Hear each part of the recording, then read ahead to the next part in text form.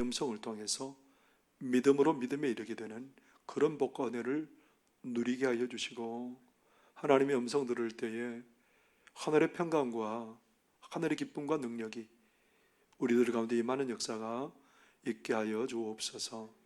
예수님 이름으로 기도하옵나이다. 아멘.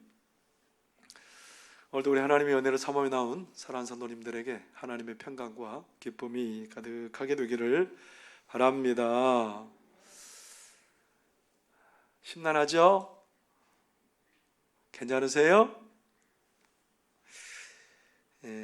우리 하나님의 말씀 우리를 견고케 하는 그런 은혜가 있게 되기를 바랍니다. 여러분, 시금석이라는 말이 있는데요, 이 시금석이라는 말은 무슨 말이냐면 어떤 사물의 가치나 어떤 사람의 역량을 판단하는 기준이 될 만한 것을 비유적으로 이르는 말, 그렇게 국어사전은 시금석이라는 말을 정의하고 있습니다.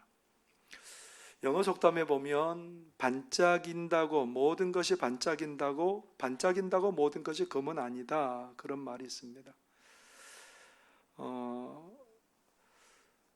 반짝이는 게 다 금은 아니겠죠.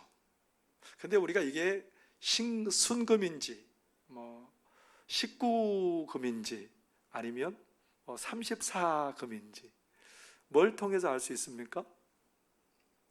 뭔가 표시가 난다는 거죠. 순금은 어떤 표시가 나나요? 일단은 빛깔이 노란색이겠죠. 그리고요, 이걸 살짝 깨물어 보면 순금은 이가 살짝 들어간다는 거죠. 그러니까 우리가 이게 순금이라는 여러 가지 표시를 우리에게 드러내 보여진다라는 거예요. 뭔가 시금석이라는 것은 얘가 이것들 때문에 그런 것이 되는구나라는 것들을 일컫는 얘기죠. 브레넌 매닝이라는 사람이 신뢰라는 책을 썼는데요, 신뢰를 나타내는 여러 가지를 얘기를 하고 있습니다. 감사에 대해서도 얘기하고 있고, 그런데 신뢰에 대해서 그런 얘기를 하더군요. 지혜와 능력이신 예수 그리스도께 대한 신뢰는 기다릴 줄 안다. 기다릴 줄 아는 게, 인내하는 게 신뢰의 시금석이 될 수 있다는 거죠. 그러면서 어떤 한 선교사님 가정의 얘기를 해주세요. 선교사님이 휴가차 이제 친구 집에서 잠깐 지내게 되었는데, 그 친구 집에는 호수를 끼고 있었고, 그래서 이제 배도 탈 수 있고 즐길 수 있는 그런 요건들이 되는 거예요. 그래서 이제 이 선교사님이 보트 창고에 있고, 사모님은 부엌에 있고, 4살, 7살, 그리고 12살 난 그 세 아이는 잔디밭에서 놀고 있었습니다. 큰 아이가 이제 딸인데 4살짜리 남자 아이를 계속해서 이제 주시하고 있다가 잠깐 한눈을 파는 사이에 이 아이가 나무로 된 그 선착장으로 간 거예요. 나무로 된 선착장에 가다가 거기서 이제 그 배를 보고 신기하니까 가까이 갔겠죠. 그래서 그 호수에 쿵덩 빠져버렸어요. 이 큰아이가 막 비명을 지르는 거예요. 그러니까 이 아빠가 큰아이의 비명 소리를 듣고 보니까 이 상황이 그렇게 된 거예요. 아이가 2m 50 정도 되는 그 물에 빠져버린 거예요. 제가 손을 높이 드는 것보다 훨씬 더 깊은 그런 물이죠. 이 아빠 선교사님이 그 흐릿한 물속으로 지금 아이를 찾으러 들어갔어요. 안 보이는 거예요. 흐릿해서 물이. 밖에 나와서 2번이나 그렇게 숨을 참고 물에 들어갔는데 안 보여요. 마지막에 이제 3번째 심호흡을 크게 하고 물에 들어갔습니다. 가보니까 물속에 보니까 아이가 발견됐는데, 그 아이가 뭐 하고 있었냐면 그 나무 교각을, 선착장을 만들었다 그랬잖아요. 그 나무 교각을 막 붙들고 있는 거예요. 그러니까 이 아버지가 이 아이의 그러한 붙들고 있는 손을 떼내서 물 밖으로 데리고 나왔습니다. 아이한테 아빠가 물어보는 거죠. 너 그 밑에서 뭐 하고 있었니? 그랬더니 이 아이가 하는 말이 아빠를 기다리고 있었죠. 이 아이가 그 물 밑에서 아빠 기다리고 있었대요. 이 아이는 아빠가 와서 자신을 물속에서 건져줄 거라는 흔들림 없는 믿음을 거기에서 갖고 있었던 거죠. 이 기다리는 것, 이게 아이에 있어서는 아빠를 신뢰하는 시금석이었던 거죠. 이스라엘 백성들은 애굽에서 430년간 머물면서 종살이했습니다. 하나님께서 모세를 불러내셔서 그들을 애굽에서 불러내서 광야로 이끄셨는데요, 그들이 광야 생활하면서 늘 어려움에 부딪힙니다. 광야는 그야말로 생존을 위협받는 것이잖아요. 낮에는 덥고 저녁에는 춥고, 그리고 먹을 물도 없고 먹을 양식도 없고, 그렇다고 당장 만들 수도 없고 농사 지을 수도 없고, 그렇게 척박한 곳이 광야입니다. 이스라엘 백성들은 그 광야에서 어떤 반응을 보였을까요? 그들의 그 반응은 무엇을 드러내는 징표가 됐을까요? 이스라엘 백성들 애굽에서 엄청난 기적을 보았습니다. 하나님께서 역사하셔서 애굽의 모든 가정에 장자가 죽는, 그러나 이스라엘 백성들의 가정은 아무도 죽지 않는 그 기적을 하나님이 베풀어 주셨습니다. 애굽에서 나올 때 애굽 사람들에게 원하는 것들을 가득하게 받아서 애굽에서 빠져나올 수 있었죠. 얼마나 그들이 신났겠어요. 그쪽에서 애굽 땅에서 그렇게 학대받고 종살이했는데 그렇게 그들이 애굽 땅에서 많은 것들을 가지고 나올 수 있었으니까 참 행복했겠죠. 그런데 그 기쁨도 잠시예요. 홍해가 가로막고 있고 뒤에 애굽의 군사가 쫓아오니까 불평하고 원망합니다. 왜 우리를 이곳에 보냈냐고, 왜 우리를 이곳에서 불러내서 이곳에서 죽게 하느냐고. 그런데 하나님께서도 홍해를 열어주시니까 막 소고를 잡고 춤을 추고 얼마나 행복한지 몰라요. 그것도 잠시예요. 3일 길을, 광야 길을 걸어가는데 물이 먹고 싶은데 목마른데 너무너무 힘들어서 딱 발견한 게 물이에요. 물을 봤는데 그 물을 맛을 보니까 못 먹겠는 거예요. 너무너무 써서. 그래서 모세를 원망하고 하나님 원망하는데 하나님께서 모세에게 나무를 던지라고 얘기합니다. 그러니까 그 물이 쓴물이 단물 되어서 온 백성들이 다 먹게 되었다. 그런 얘기들을 계속해서 우리에게 소개하고 있습니다. 참 이스라엘 백성들 변덕스럽죠. 그 은혜의 감격이 잉크도 채 마르기 전에 그렇게 배반하고 또 원망하고 불평한 그들의 모습을 우리가 보게 됩니다. 구약신학자 앤더슨이라는 사람은 그들의 이런 모습을 이렇게 기술하고 있습니다. 이스라엘이 광야에서 은혜를 경험하였지만 동시에 광야는 불평과 원망의 사건이었고 불화와 갈등의 시간이었다. 모세에 대한 반항의 시간이었고 무엇보다도 불신앙의 시간이었다. 노예 신분에서 해방되고 홍해를 기적적으로 건넜음에도 불구하고 이스라엘 사람들은 다음과 같이 의문을 제기하며 끊임없이 불평하였다. 여호와께서 우리 중에 계신가 안 계신가 하였습니다. 출애굽기 17장 7절 하반절의 말씀이에요. 그들이 계속해서 불평하고 한결같은 모습을 보이지 못한 이유는 뭐냐면 하나님이 계신가 안 계신가 늘 불신앙에 사로잡혀 살았다라는 거예요. 결국은 그들이 하나님을 신뢰하지 못했기 때문에 늘 원망과 불평 가운데 있었고, 결국은 그 불신앙은 하나님을 신뢰하지 못한 모습은 원망과 불평으로 나타났던 거죠. 우리는 가만히 보면 원망하고 불평하는 게 너무 당연하다고 생각을 해요. 어려움 당하고 힘든 일 당하면 원망하는 게 당연한 거 아닌가요? 우리 그렇게 생각해요. 근데 어려움을 당하지만 원망하고 불평한 것은, 이것은 불신앙의 시금석이라는 거예요. 요즘 우리는 그런 어려움에 직면해 있죠.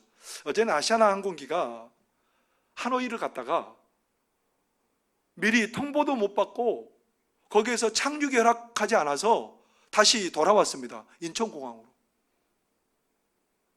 그래서 나중에 이제 하노이에 있는 그런 교민들을 다시 싣고 오기 위해서 그냥 빈 비행기가 가서 그들을 실어 와야 되는 그런 상황이에요. 하노이에 왜 갔을까요? 다 상황들이 다 달랐을 거예요. 여행 가는 사람도 있었고 사업차 가는 사람도 있었고. 근데 사업이 정말 급박한 사람들은 어떤 마음이 들까요? 속이 탈 거예요. 막 화가 나고 불평이 나고 원망이 나고 그랬을 거 아니에요. 당연한 건가요? 그 가운데는 믿음의 사람들도 있었을 것이고 하나님을 정말 신뢰한다고 말하는 사람들도 있었을 거예요. 답답하고 원망하죠.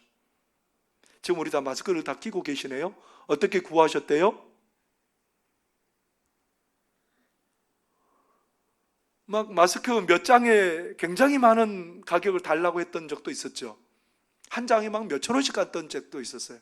근데 이제 정부에서 그런 것들을 좀 이렇게 해서 뭐 우체국하고 하나로 맞. 근데도 사람들이 어떠냐면 어떤 사람은 막 계속해서 줄서기를 해서 또 받고 해서 막 수십 장씩 가져가는 사람도 있답니다. 그런 사람들이 줄 서 있는 모습 보면 어떻게 할래요? 양심도 없지. 원망하고 불평할 수밖에 없죠. 확진을 받은 사람이 또 막 돌아다녔다는 얘기도 있어요. 그런 걸 보면 세상에 어떻게 그럴 수 있나. 더더구나 이 신천지가 그냥 거의 잠잠해질 뻔한 이 코로나19를 그냥 확산시키는, 근데 그들이 얼마나 교묘하게 그렇게 통제가 안 되는 집단인지, 그런 여러 가지를 보면 우리가 하나님 왜 이래요? 그렇게 우리가 원망하고 불평할 수밖에 없습니다. 요즘 그런 상황이기 때문에 시에서 저에게 전화가 자주 와요. 평상시에는 한 번도 전화 안 했는데 시에서 뭐라고 전화가 왔을까요? 목사님, 예배 안 하면 안 돼. 수시로 전화도 오고 문자도 오고요. 우리 교단의 방침이 당분간 예배를, 적어도 이번 주하고 다음 주는 예배를 가정 예배나 인터넷 예배를 했으면 좋겠다. 그게 우리 교단의 방침이기도 해요. 어떻게 보면 이런 상황 속에서 원망하고 불평하는 게 우리 당연한 것 같습니다. 어렵다고 힘드니까 원망하고 불평하는 것, 이거 당연한 걸까요? 이 원망과 불평의 뿌리에는 뭐가 있는 걸까요? 이 원망과 불평의 뿌리에는 불신앙이 담겨 있다. 그렇기 때문에 우리가 어렵다고 원망하고 불평하는 것은 뭐라는 거예요? 불신앙의 표시일 뿐이라는 겁니다. 아까도 말했던 그 매닝이라는 분이 신뢰라는 책을 썼다고 그러잖아요. 그런데 그가 그렇게 써가고 있습니다. 농부는 아침에 눈을 떠서 이부자리 밖으로 나오면서 간밤에 취침이 시간 낭비했다고 불안해하지 않는다. 반대로 그는 밤사이 씨가 계속 자랐다는 확신이 있다. 마찬가지로 영적인 사람도 놓쳐버린 기회로 안달복달하지 않고 열심히 일하지 않는다고 자신을 다그치지 않으며 자신의 은혜를 헛되이 받았는가 하며 공황발작을 일으키지도 않는다. 그는 하나님의 밤낮으로 자기 안에서 일하고 계시다는 조용한 확신 속에 살아간다. 여러분, 농부는 이 하나님이 밤 내내 내가 일을 하게 했으면 얼마나 좋을까 하면서 밤자리 들면서 원망하고 불평하는 농부는 없다는 거예요. 밤자리 들으면서 나에게 이렇게 잠잘 수 있는 곳을 주시고 기대를 해요. 뭘 기대를 해요? 내일 자고 일어나면 식물이 조금 더 자라있을 것이다. 열매가 더 튼실해질 것이다. 그런 기대가 있다라는 거예요. 근데 하나님을 신뢰하는 사람들은 어떤 마음이 있다라는 거예요? 하나님을 신뢰한 사람들은 기회를 놓쳐버렸다고 막 그것 때문에 밤잠 못 자고 막 그렇게 속썩이지 않는다는 거예요. 안절부절하지 않는다는 거예요. 왜요? 하나님이 또 뭘 주신다고 생각해요? 하나님이 또 다른 기회를 나에게 줄 거다. 그런 사람들은 열심히 일하지 않았다고 자신을 다그치지도 않는다는 거예요. 하나님의 평안이 그를 사로잡고 있기 때문이라는 거죠. 하나님이 늘 내 안에 함께 계시고 내 안에서 일하고 계시고, 그러니까 날마다 뭐가 있는 거예요? 무슨 일을 당해도 평안이 있고, 무슨 일을 당해도 감사가 있고 기쁨이 있는 그런 삶을 살아간다라는 거예요. 오늘 그래서 하나님께서는 봐라 라고 우리에게 성경에 하나님을 신뢰하는 그 한 사람을 우리에게 딱 꼬집어서 우리에게 보여주고 계시다라는 거예요. 그게 뭘까요, 여러분? 히스기야예요. 히스기야 시대에 아수르 왕 사네립이 오늘날로 말하면 가장 강대한 국가죠. 미국 같은 국가가 군사 18만 5천 명을 최정예 부대를 뽑아가지고 히스기야 왕 때 유다를 쳐들어왔습니다. 모든 것이 다 점령됐어요. 이제 남은 것은 뭐만 남았냐면 예루살렘 성읍만 덩그러니 남았어요. 그것도 곧 함락될 수도 있어요. 그런데 히스기야가 아수르 왕 사네립이 편지를 보냈는데, 편지까지 보냈는데 뭐라고 말하냐면, 너희들이 아무리 애써도 절대로 아수르에게서 벗어나지 못한다. 너희 하나님이 너희를 구원할 수도 없고, 너희 하나님은 절대로 너희를 건져낼 수가 없는 신이다. 우리 신이 너희 신을 이긴다라고 하나님을 막 모독하고, 하나님의 군사들을 모독하고, 이 히스기야 왕이 그것을 가지고 어디로 올라갔냐면 성전으로 올라간 거예요. 하나님 앞에 기도하면서 뭐라고 기도해요? 하나님, 이 백성을 구원해 주시고 온 열방에 여호와 하나님이 계신 것을 보여주십시오. 원망하고 불평한 게 아니고 하나님을 믿음으로 담대하게 하나님 전에 올라간 거예요. 그 편지를 들고. 어떤 일이 벌어졌을까요? 그 다음날 아침에 아수르 군사 18만 5천 명이 하루아침에 시체가 돼버려요. 아수르 왕이 얼마나 부끄러웠겠어요? 도망갔습니다. 자기 나라의 자기 신전에 그렇게 무릎 꿇고 있는데 자기에게서 난 아들들이 그를 죽여버립니다. 근데 성경에는 이 정도의 놀라운 사건 한 번 기록해 놓으면 되잖아요. 몇 번 기록해 놨을까요? 열왕기하 19장, 18장, 19장에 기록해 놨고요. 역대하 32장에 기록해 놨고요. 그 다음에 이사야 36장, 37장에 기록해 놨어요. 적은 분량도 아니에요. 많은 분량을 그렇게 기록해 놓고 있고요. 왜 이런 똑같은 사건을 3번이나 계속해서 연거푸 많은 분량을 할애해서 기록해 놨을까요? 봐라.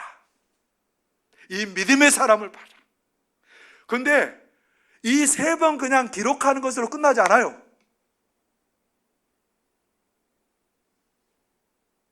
오늘 이 시편 46편이 이 사건을 배경으로 레위 지파의 후손인 고라의 자손들이 이것을 찬송시로 쓰고 찬송을 부르고 그런 상황이에요.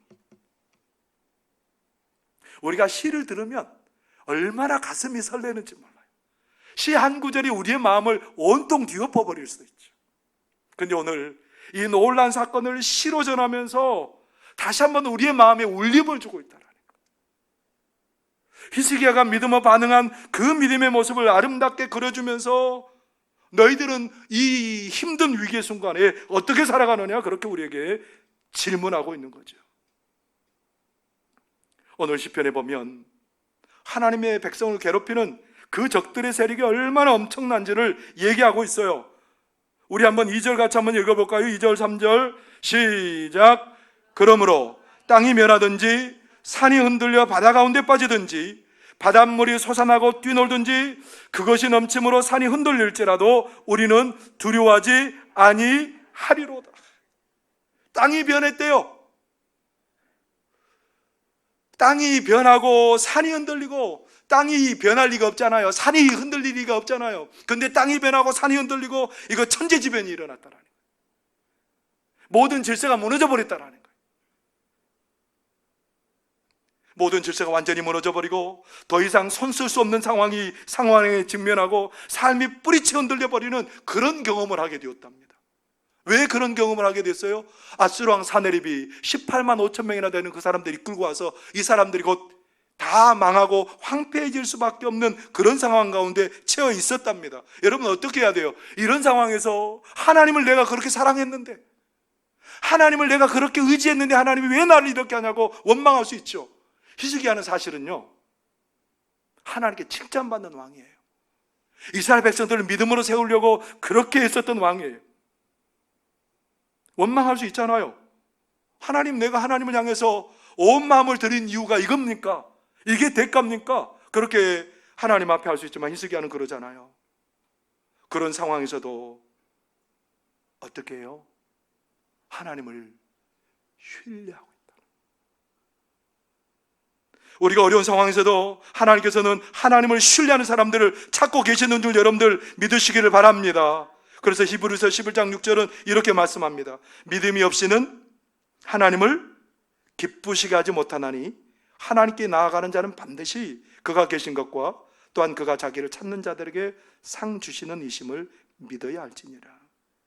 이런 상황에서 하나님은 하나님을 믿는 자를 찾고 계시다는 거예요. 어떻게 하나님을 믿는 거예요? 우리 하나님은 왜 하나님을 신뢰하라는 거예요? 하나님께서는 큰 환난 중에도 우리의 피난처가 되시고 우리의 힘이 되시고 큰 도움이 되신다라고 그렇게 고백하고 있어요. 하나님께서 우리의 피난처다. 사랑하는 성도 여러분, 우리 하나님은 우리가 삶에 살아가면서 날마다 오는 어려움 속에서 우리가 어떤 고백을 하기를 원해요? 하나님은 너희의 피난처다. 이 피난처란 말이 몇 번 계속되고 있어요? 여기 보면 성경 여러분 자세히 보세요.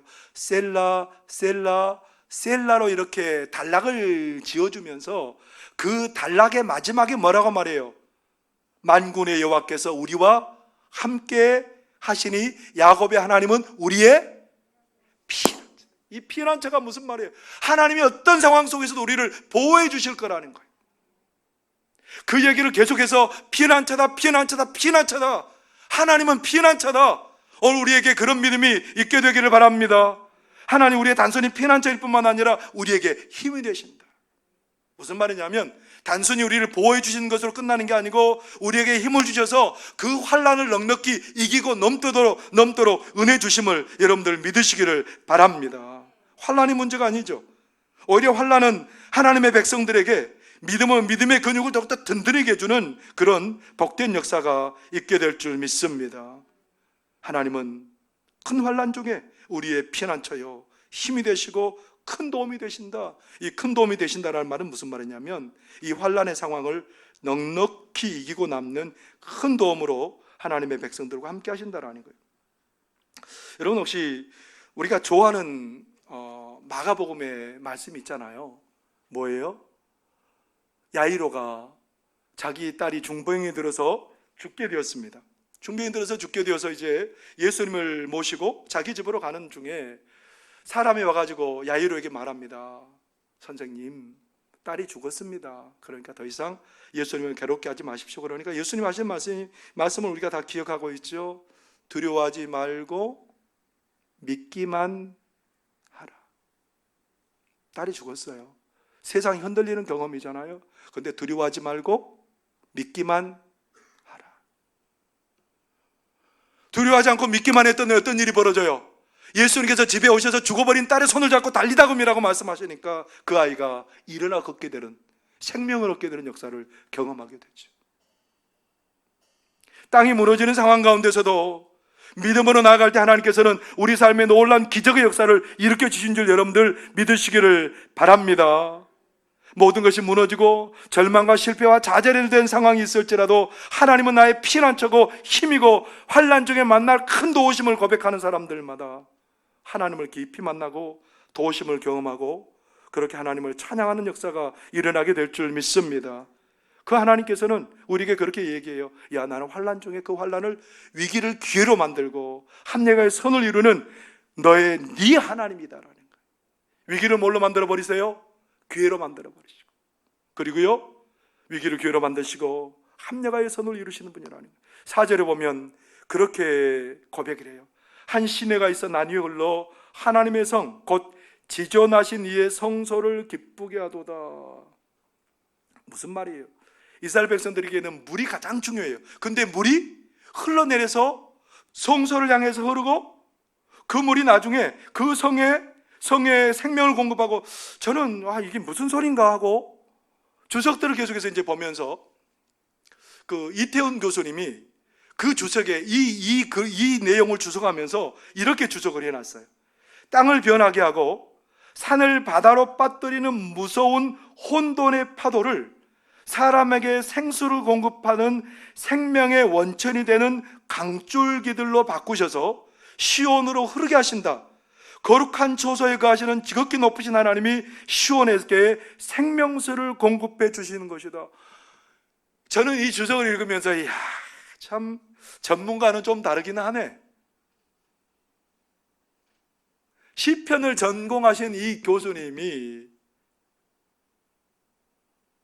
삶을 혼돈으로 몰고 가는 그 물줄기들을, 삶을 파괴하는 그 강줄기를 바꿔서 뭘로 만들어 버렸다고요? 생명을 공급하는 생명의 물줄기로 만들어 버리셨다는 거예요. 누가 그렇게 만들으셨을까요? 만군의 여호와 하나님께서 그 모든 고난의 현장을 생명의 현장으로, 그 슬픔의 현장을 찬송의 현장으로 바꿔버리셨다는 거예요. 우리 하나님 그런 하나님입니다. 파괴적인 물줄기, 사망을 공급하고 가져오는 그 물줄기를 생명의 물줄기로 바꿔버리고, 그렇게 놀라운 은혜의 물줄기로 바꿔버리셨다는 겁니다. 이스라엘 백성들이 그렇게 생각했어요. 사내립이 쳐들어와서 했을 때는 다 죽었어요 이제. 근데 하나님의 은혜로 어떻게 됐다고요? 하루아침에 시체로 변하고, 그리고요, 그들이 어떻게 했겠어요? 많은 군수품들을, 많은 물자들과 무기를 가지고 왔을 텐데 그것을 가져다가 창고에 넣느라고 참 힘들었을 거예요. 바빴을 거예요. 하나님이 그렇게 하셨다니까요. 근데 더 놀라운 거는 이들이 그런 어려움 중에 도우시고 역사하신 하나님을 만나서 더욱더 높은 믿음 가운데로 나아갈 수 있었다라는 겁니다. 지금 우리가 당하는 상황 속에서 우리가 원망하고 불평한 건 당연한 게 아니에요. 왜냐하면 하나님을 믿는 믿음이 없기 때문에 그렇습니다. 그러나 우리는 이런 상황 속에서도 감사할 수 있는 게 있죠. 거의 통제될 뻔한 코로나19가 신천지 때문에 확산됐어요. 그 상황을 보면서 참 마음이 아프죠. 근데 저는 참 감사해요. 왜 감사하냐면 이 신천지의 민낯이 드러나기 때문에 감사해요. 신천지가 얼마나 교묘한 집단인지. 신천지가요, 여러분, 이제 우리 또 학교를 졸업하고 고등학교를 졸업하고 대학에 올라가는 우리 친구들, 신천지가 가장 접근하기 쉬운 사람들이 누구냐면 부모를 떠나서 학교에 온 아이들, 동아리에서 이거 검사 한번 해보자, 의도적으로 접근을 해요. 의도적으로 접근해서 뭐 하냐면 이제 굉장히 서로 친분관계가 쌓이면 마지막 하는 건 뭐냐면 꼭 하는 말이 성경 공부 같이 해보자. 근데 자기가 직접 하는 게 아니고 누군가를 옆에 내세워서 선교사라고 말하고 또 뭐 신학 교수라고 말하고, 그래서 성경 공부를 같이 하게 해요. 근데 몰라요. 신천지인지 아닌지 몰라요. 신학교 교수인 줄 알아요. 그런데요, 그런 사람들이 나중에 여러분들 이제 성경센터에 데리고 가서 면접을 합니다. 이 사람이 신천지에 맞는 사람인지 아닌지 면접을 하고요. 그리고 6개월 동안 교육을 한답니다. 월, 화, 목, 금. 하루에 3시간씩. 그리고 교재비의 명목으로 한 5만 원 이상을 받는답니다. 그러면 여기는 영락없는 뭐라고요? 신천지. 그러니까 밖에서 성경 공부하자 그러면 누구한테 알려주면 돼요? 목사에게 알려주면 돼요.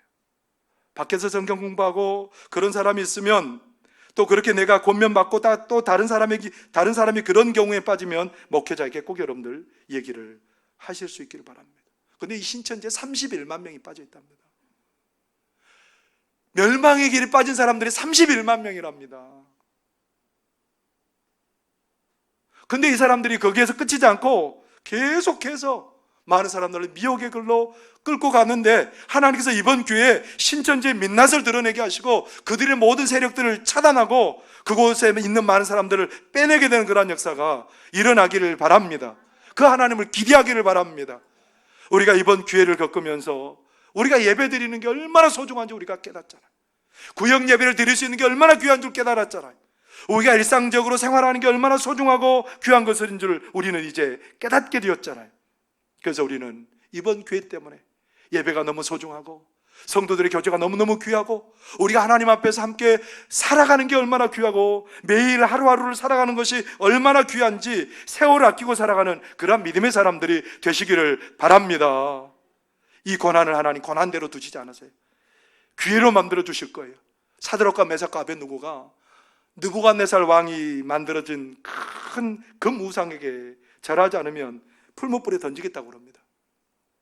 사드락과 메삭과 아벳느고 안 하죠. 절 안 하죠. 하나님 믿는 거죠. 그 평상시보다 7배 뜨겁게 한 그 풀무불에 이 세 사람이 던져지는데, 그 세 사람과 함께 붙들고 갔던 그 군인들도 타서 죽어버릴 정도로 너무 뜨거운 불이에요.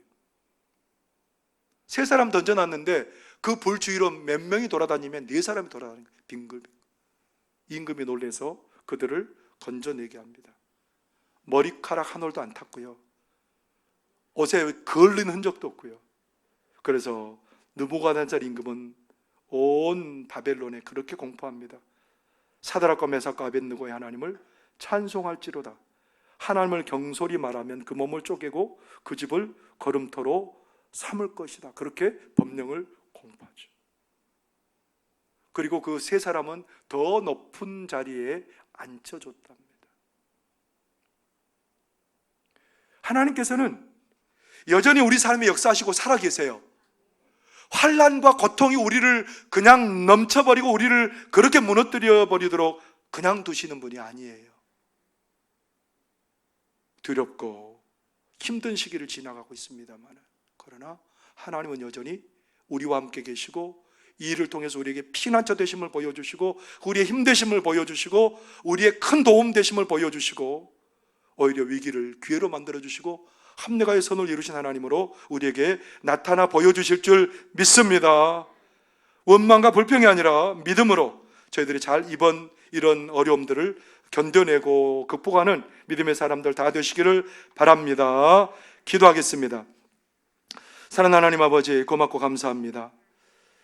히스기야가 고백했던 그 하나님, 고레의 자손들이 찬송하고 고백했던 그 하나님을 우리도 여전히 고백하게 하여 주옵소서.